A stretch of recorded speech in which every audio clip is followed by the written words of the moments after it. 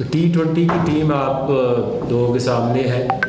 Salman Ali Agha captain है, Shadab Khan vice captain है, अब्दुल समद हैं, अबरार अहमद है, हारिस रऊफ़ हैं, हसन नवाज़ हैं, जहांदाद खान, खुशदिल शाह, मोहम्मद अब्बास अफरीदी, मोहम्मद अली, मोहम्मद हारिस विकेट कीपर, मोहम्मद इरफान खान, उमैर बिन यूसुफ शाह, मोहम्मद अब्बास अफरीदी, मोहम्मद अली, मोहम्मद हारिस विकेट कीपर, मोहम्मद इरफान खान, उमैर बिन यूसुफ, शहीन शाह अफरीदी, सुफियान मकीम।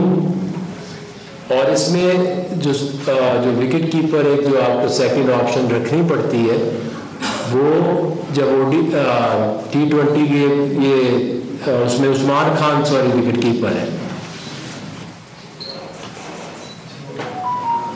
एक थोड़ी सी ODI के हवाले से बात करूँगा क्योंकि पहले आपके 5 T20 हैं, उसके बाद ODI आपके होने हैं।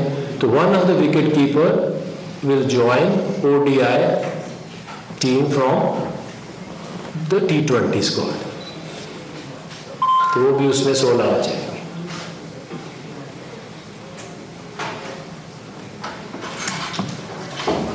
सवाल कर लीजिए। आगा से मैं कहूँगा कि आप अपना एज कैप्टन एक स्टेटमेंट दें। सबसे पहले तो आप सबका थैंक यू, आप लोग आए। और दूसरा ये कि मेरे लिए काफ़ी ऑनर की बात है और एट द सेम टाइम ये चैलेंज भी है जिसके लिए मैं रेडी हूँ और काफ़ी एक्साइटेड हूँ।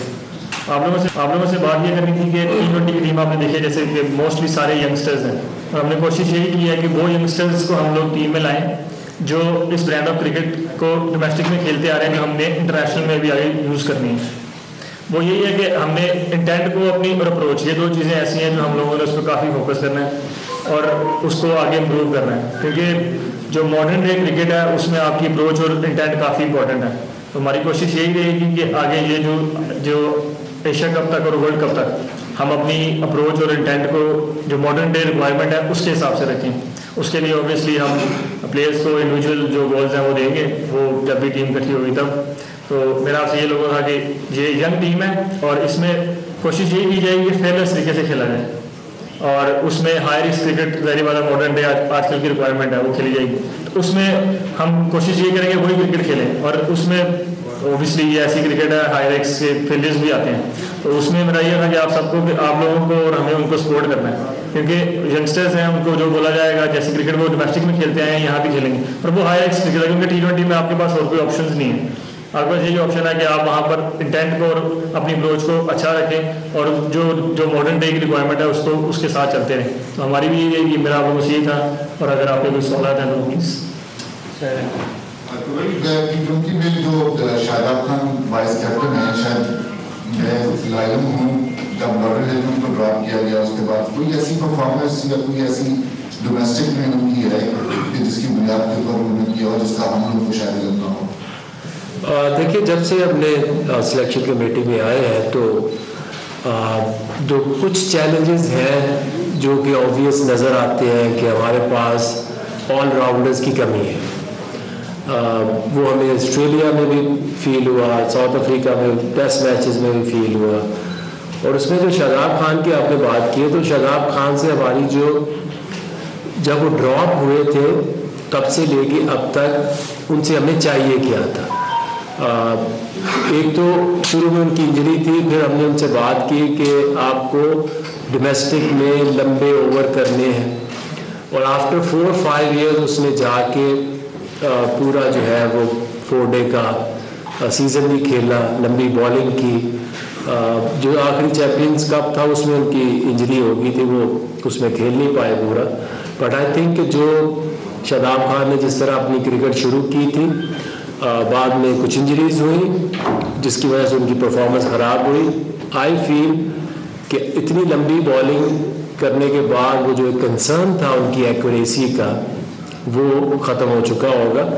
एंड आई थिंक कि T20 में आपको रिस्ट स्पिनर, ऑलराउंडर ज़रूर चाहिए होंगे, क्योंकि आपकी जो एशिया कप और वर्ल्ड कप है वो सब कॉन्टिनेंट में है। तो इसको भी हमने ज़हन में रखा है कि कौन से प्लेयर T20 में टीम के लिए हेल्पफुल हो सकती है।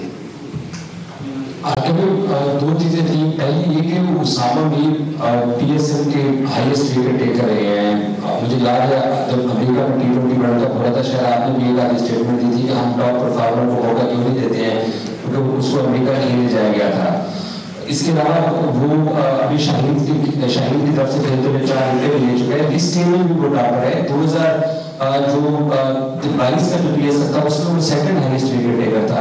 एज ए PSL बॉलर देखा जाए तो स्पिनर्स में वो टॉपर है।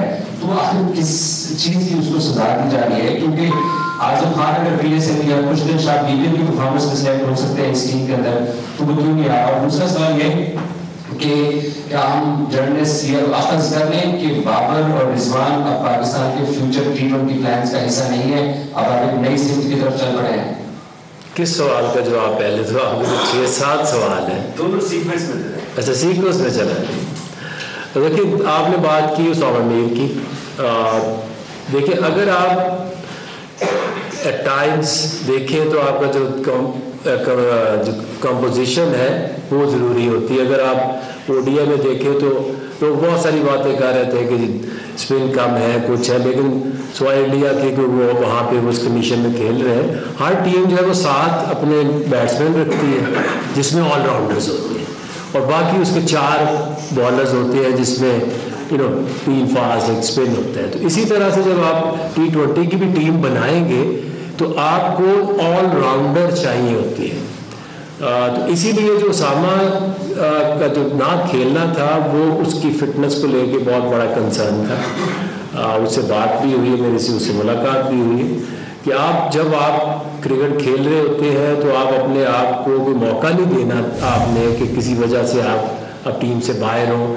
जब आप कमबैक की बात करते हैं तो एट टाइम्स, अब जैसे सुफियान है, सुफियान को हम इसलिए T20 में रखते हैं और रखा भी है। इसके साथ अगर आपने कोई रिच स्पिनर लाना है तो फिर अगर आपके चॉइस ये हो कि एक बंदा टॉप 7 में बैटिंग करे और 7 बॉलिंग करे तो टीम का बैलेंस बहुत अच्छा बन जाता है। दूसरा आपने कहा बाबर और रिजवान T20 फ्यूचर में नहीं है। देखिए, ज़िंदगी में कभी भी ये नहीं हो सकता कि जी आप कह दें कि जी आप इधर आपने कांटा ही लगा दी है। अभी हमें ये लगता है कि हमने एक यंग लॉर्ड को लेके आना है और स्टाइल ऑफ प्ले और माइंड सेट को बदलना है। अगर आप देखें तो बहुत सारी टीमें जो हैं उन्होंने, इवन इंडिया ले लें, वेस्ट इंडीज़ ले लें, बहुत सारी टीमों ने अपनी T20 की टीमों को ऑलमोस्ट 80% 90% सेपरेट कर दिया हुआ है। आई नो कि उसमें आपको 1-2 प्लेयर्स चाहिए होंगे, जैसे इस स्क्वाड में अगर आप देखें तो इसमें साइम फिट होके वापस आए, आपका फ़खर जमान फिट होके वापस आए, तो एक बड़ा अच्छा ये एक बंच बनता है। और हमारी कोशिश ये है कि कुछ 24-25 लोगों का जो एक ग्रुप है वो इकट्ठा रहे, ताकि जो आपका एशिया कप और वर्ल्ड कप तक उस बेंच से हम बहुत ज़्यादा बाहर ना जाएं और एक माइंडसेट के साथ अप्रोच करें towards Asia cup and world cup.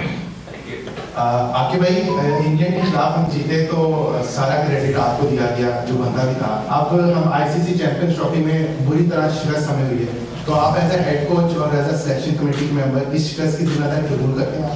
बिल्कुल करता हूँ, क्योंकि ये मेरी जिम्मेदारी है एज हेड कोच के जो बुरी परफॉर्मेंस आई है उसको मैं ओन करता हूँ, और उसके हवाले से जो भी चीज़ आप समझते हैं कि मुझे ये जिम्मेदारी कबूल करके कोई डिसीजन इस तरह का लेने चाहिए, मैं उससे भी कभी नहीं घबराता। बट एक चीज़ मैं आपको बता दूं कि अभी भी बस interim coach for 3 months champions trophy, क्योंकि अभी बीच में इतना गैप नहीं है कि you bring somebody else in, तो अभी भी एज इंटरम कोच न्यूजीलैंड में भी जा रहा हूँ। बट एक चीज़ आप सोचिएगा ज़रूर, मैं हमेशा से ये एक बात करता हूँ, क्योंकि ये एक रीज़न होती है किसी वजह से कि आपकी जो क्रिकेट है वो इतनी नीचे आती है।